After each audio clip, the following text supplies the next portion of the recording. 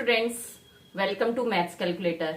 Start करते हैं question number 1 from exercise 11.2। Using laws of exponent simplify and write the answer in exponential forms. अब आपने इस chapter के इंट्रोडक्टरी वीडियो में जो पढ़े थे लॉज ऑफ एक्सपोनेंट, हमें ये क्वेश्चंस उसके अकॉर्डिंग करने हैं। और किस फॉर्म में करना है, इसे पूरा हमें सॉल्व नहीं करना है, सिर्फ एक्सपोनेंशियल फॉर्म में करना है। मतलब किस इक्वेशन में कौन सा लॉ अप्लाई हो रहा है वो देखना है और उसके बाद उसका आंसर बताना है, उसको पूरा सॉल्व नहीं करना है। तो स्टार्ट करते हैं। फर्स्ट है 3 raise to the power 2 multiply 3 raise to the power 4 multiply 3 raise to the power 8। अब देखिए यहाँ पे सबसे पहले हम क्या देख रहे हैं, सबकी बेस वैल्यू कॉमन है, 3 है और क्या हो रहा है यहाँ मल्टीप्लाइंग का। तो यहाँ पे कौन सा लॉ लगेगा, आपका फर्स्ट लॉ लगेगा कि when multiply with same base value, same base value के साथ हम मल्टीप्लाई करते हैं तो क्या होता है।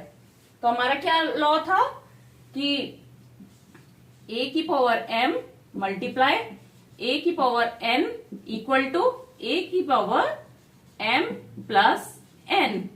अगर बेस वैल्यू सेम है और पावर मल्टीप्लाइंग में अलग अलग है, एक्सपोनेंशियल वैल्यू मल्टीप्लाइंग में, तो क्या होगा, वो ऐड हो जाएंगी। हम सिंपल जो एक्सपोनेंट वैल्यू है उनको ऐड कर देंगे।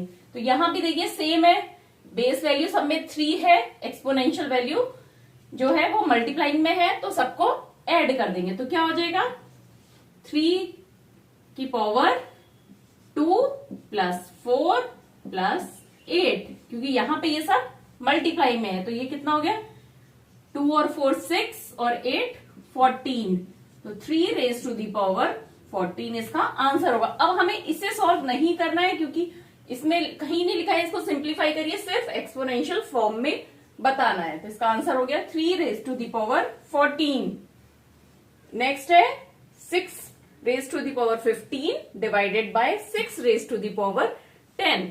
अब यहां पे मल्टीप्लाई हो रहा था, यहां पे डिवाइड हो रहा है। तो सेकेंड रूल क्या था कि अगर बेस वैल्यू सेम है और डिवाइड हो रहे हैं तो एक्सपोनेंशियल वैल्यू क्या होंगी, माइनस हो जाएंगी। मतलब क्या था, a की power m divided by a raise to the power n equal to क्या होगा, a raise to the power m minus n। अगर मल्टीप्लाई होता है तो ऐड हो जाती है, डिवाइड हो रहा है तो माइनस हो जाएगी। तो यहां पे क्या हो जाएगा, 6 की power 15 minus 10, that means 6 raise to the power 5 is the answer. यहां पे हमारा डिवीजन वाला सेकेंड लॉ फॉलो होता है। Next a raise to the power 3 multiply a raise to the power 2। अब यहां पे भी देखिए बेस वैल्यू सेम है और मल्टीप्लाई हो रहा है, तो कौन सा लॉ लगेगा, ये फर्स्ट वाला मल्टीप्लाई वाला। मतलब हम एक्सपोनेंशियल वैल्यू को सिंपली ऐड कर देंगे। तो यहां पर क्या हो गया, a raise to the power 3 plus 2, that means a raise to the power 5। Next यहां पे भी बेस वैल्यू 7 7 सेम है एंड मल्टीप्लाई हो रहा है, तो फर्स्ट लॉ फॉलो होगा, कौन सा, ये मल्टीप्लाइंग वाला। तो इसमें क्या करना है, हमें सिर्फ एक्सपोनेंशियल वैल्यू को ऐड करना है। तो 7 raise to the power exponent values की क्या है, x प्लस 2। अब यहाँ पे x प्लस 2 को हम फर्दर ऐड नहीं कर सकते, तो इसको ऐसे ही लिख देंगे, ये इसका आंसर है 7 raise to the power x plus 2। Question के नेक्स्ट पार्ट पे आते हैं। 5 raise to the power 2 and bracket में again raise to the power 3 divided by 5 raise to the power 3। तो पहले हम इस पार्ट को सॉल्व करेंगे। यहां पे क्या हो गया, पावर टू पावर, मतलब पहले 5 की पावर 2 है, अगेन उसकी पावर 3 है। तो यहां पे हमारी क्या होती है, जैसे क्या वैल्यू थी, a की पावर m और a उसके बाद पावर n इक्वल टू क्या हो जाएगा, a की पावर m n। मतलब दोनों पावर्स को हम मल्टीप्लाई कर देते हैं, ये हमारा थर्ड रूल था। तो सबसे पहले इसको सॉल्व करते हैं। तो इसको सॉल्व करेंगे तो क्या हो जाएगा, 5 raise to the power 2 multiply 3, इसको एज इट इज लिख देते हैं 5 की पावर 3। अब ये हो गया हमारा, इसको सॉल्व करा तो 5 raise to the power 2 3 6 divided by 5 raise to the power 3। अब हमने फर्स्ट पार्ट सॉल्व कर लिया किससे, इस वाले रूल से अपने। अब नेक्स्ट हमारा बचा 5 raise to the power 6 divided by 5 raise to the power 3। यहाँ पे हमारा कौन सा रूल अप्लाई होगा, कौन सा लॉ, डिवीजन का। डिवीजन का रूल क्या होता है, माइनस करना, मतलब a raise to the power m divided by a raise to the power n equal to a raise to the power m minus n।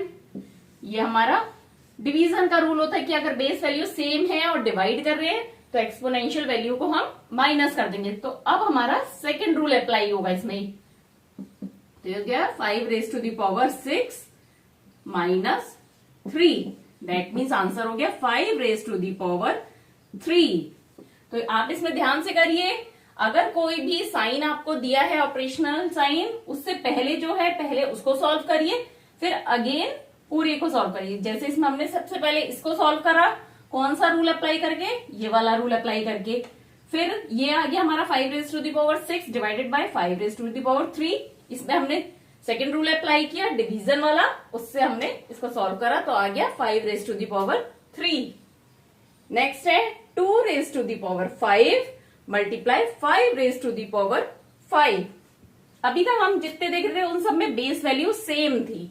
अब यहाँ पे बेस वैल्यू डिफरेंट है, पर हम देख रहे हैं दोनों में ही एक्सपोनेंशियल वैल्यू सेम है 5। तो इसका भी हमारा एक रूल है, एक लॉ है कि अगर बेस वैल्यू अलग अलग है, a raise to the power m multiply b raise to the power n, तो क्या करते हैं हम, पहले बेस वैल्यू को आपस में मल्टीप्लाई कर लिया और उस सॉरी यहाँ पे सेम है बेस एक्सपोनेंशियल वैल्यू, यही तो होगा कि बेस वैल्यू डिफरेंट है और एक्सपोनेंशियल वैल्यू सेम है। तो हम क्या करते हैं, बेस वैल्यू को पहले मल्टीप्लाई कर लिया और उसके बाद जो एक्सपोनेंशियल वैल्यू दोनों की है उसे कॉमनली अप्लाई कर दिया, यही तो हमारा रूल होता है। तो अब इसमें भी हम यही करेंगे, 2 multiplied by 5 raise to the power 5, that means 5 2 10, 10 raise to the power 5। तो यहाँ पे ये बेस वैल्यू अगर डिफरेंट है तो जो लॉ है वो अप्लाई होता है यहाँ पे हमारा। अब हमें इसको फर्दर सॉल्व नहीं करना है क्योंकि सिर्फ एक्सपोनेंशियल वैल्यू में ही हमें आंसर बताना था। नेक्स्ट है a raise to the power 4 multiply b raise to the power 4। यहाँ पे भी सिमिलर है इसकी तरह कि बेस वैल्यू डिफरेंट है और एक्सपोनेंशियल वैल्यू सेम है, तो यही वाला रूल यहाँ पे अप्लाई होगा। तो क्या हो गया यहाँ पे हमारा, a मल्टीप्लाई b और एक्सपोनेंशियल वैल्यू हो गई 4, दैट मीन्स a b की power 4, a b raise to the power 4 इसका आंसर होगा। Next part 3 raise to the power 4 and again उसको ब्रैकेट में रेज टू द पावर 3। जैसे कि हमारा यहाँ पे था पावर टू पावर, तो क्या होगा, ये वाला रूल अप्लाई होगा कि एक्सपोनेंशियल वैल्यूज को हम मल्टीप्लाई कर देंगे। तो हो गया 3 raise to the power 4 multiply 3, that means 3 raise to the power 12 इसका आंसर होगा। नेक्स्ट पार्ट करते हैं क्वेश्चन का, 2 raise to the power 20 divided by 2 raise to the power 15, ये ब्रैकेट में आ गया and multiply 2 raise to the power 3। तो अब आपको पता है अगर कुछ भी ऐसे इक्वेशन होती है तो सबसे पहले हम क्या सॉल्व करते हैं, ब्रैकेट। तो हमें पहले ये वाला टर्म सॉल्व करना होगा। अब देखिए आप इसको एक बार भूल जाइए, सिर्फ इस पे फोकस करिए। तो यहाँ पे क्या है, बेस वैल्यू सेम है और डिवीजन का है, तो हमारा डिवीजन वाला लॉ अप्लाई होगा। 2 रेज टू दी पावर, इसमें क्या करते हैं, एक्सपोनेंशियल वैल्यू को माइनस कर देते हैं, तो 20 माइनस 15 और इसको हम एज इट इज लिख देंगे 2 रेज टू दी पावर 3 को। पहले हम इसको सॉल्व कर रहे हैं, इसको कुछ नहीं करेंगे, एज इट इज नीचे कैरी ओवर कर देंगे। अब इसको सॉल्व किया, 2 रेज टू दी पावर 20 में से 15 गया 5 multiply 2 raise to the power 3। अब देखिए इतना बड़ा था, ऐसा लग रहा था कि बहुत डिफिकल्ट है। सबसे पहले आपने ये टर्म सॉल्व करा और आपका ये क्या आ गया, इक्वेशन इजी हो गया, 2 raise to the power 5 multiply 2 raise to the power 3। अब इसमें देखिए बेस वैल्यू सेम है, तो क्या करेंगे हम, एक्सपोनेंशियल वैल्यू को ऐड कर देंगे। तो 2 raise to the power 5 plus 3, that means 2 raise to the power 8 is answer of this equation. Last part पर आते हैं। अब देखिए इसमें आप जो भी क्वेश्चंस है, एक्सरसाइज है, उनको चांस बाई चांस करते जाइए सॉल्व। कुछ भी डाउट है तो मुझसे पूछिए, और अगर अच्छा लग रहा है तो चैनल को लाइक, सब्सक्राइब और शेयर करिए। अब देखते हैं last part. 8 raise to the power t divided by 8 raise to the power 2। यहां पे डिवीजन का रूल अप्लाई होगा, तो that means 8 raise to the power t minus 2 इसका आंसर होगा। अब इसे हम फर्दर सॉल्व नहीं कर सकते क्योंकि एक वेरिएबल है और एक हमारा फिक्स्ड है।